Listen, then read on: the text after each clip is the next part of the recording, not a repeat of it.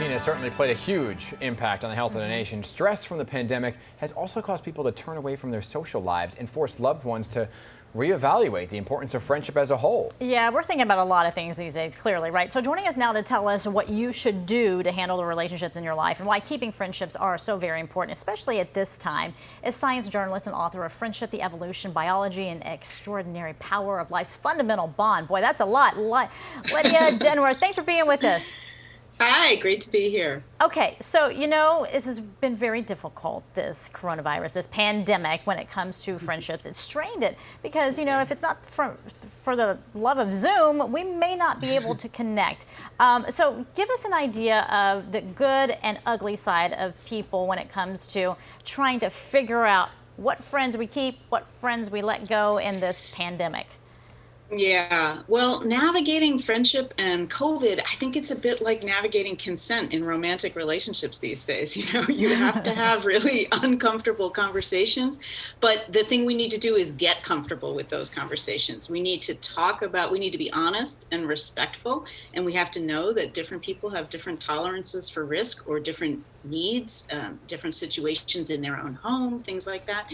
So the really important thing to remember, though, is that friendship and connecting is so critical for our health. It's as important as diet and exercise, really, your social relationships and how connected you feel.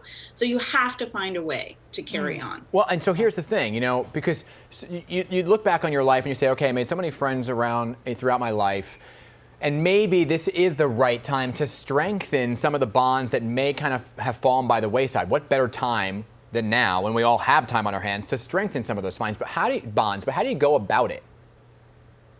Well, I think that what you need to remember is that what science shows basically is that a really quality friendship requires just three basic things. They're stable and long lasting, they're positive, so they make you feel good, and they're cooperative, or they have a reciprocity to them. And so however you're connecting, whether it's Zoom or phone or, you know, 6 feet apart on the front stoop, you can try to hit those buckets. Make sure that you are a steady, reliable presence in your friend's life, that you are trying to make them feel good, and that hang out with the people who make you feel good, and then be helpful. You can show up even from a distance, whether that's listening or, you know, offering to help in some way that you think your friend needs. I mean, there's all kinds of ways to do it. So if we don't get hung up on the technology piece and we think about the content of the connection, we will do better. All right, you know, and when it comes to trying to weed out those unhealthy relationships, it's almost like you have a built-in excuse right now, right? This may not be a bad time for that. And the truth is that some of us do hang on to relationships that we kind of feel required to carry on with someone we've known, right? You know, and if that relationship is draining or demanding, or that it's a lopsided kind of a friendship, hey, this is your opportunity. Now, when you say lopsided, because I'm listening to what you're saying very carefully, right? And you're saying it's important to keep these connections going, to listen and to be there emotionally.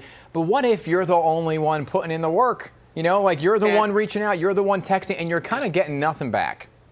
That's a red flag. That is a red flag. That might be a relationship that, you know, weed out. But but it's hard because prior to the pandemic, you were tight.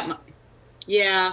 Well, you know, I do think that people show their true colors sometimes in these situations. Now, another thing I should say, though, is that you also maybe need to look at what might be going on with your friend. I mean, although this is both a universal experience, it's also a very individual experience, right? And so different people are going through different things. And so if you check in on that and they're still not, you know, holding up their end of the deal, just take note. Well, I guess therein lies what you said earlier, is you got to have those tough conversations sometimes, right? Just kind of get to the root of it and then figure out what you want to do from there.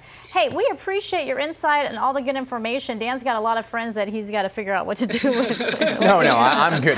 I'm just saying that, you know, I'm hearing a lot from experience too, personally, but also just hearing from people saying, I thought we were really good friends, and then the pandemic hit, and I feel like some people use the pandemic as an excuse. We can still go out socially distant in a park, but you know, but it's everybody's comfort level at the same time. You have to be respectful and understanding. Look for the people who are doing good by you, and then hang out. You know, those are the ones you want to keep. Those are the keepers. Right. And by the way, she has 2 books out right now, and we're going to throw one of them up on the screen called Friendship. Perfectly titled. Lydia Denworth, thank you very much for your time this morning. Yeah, great to be here.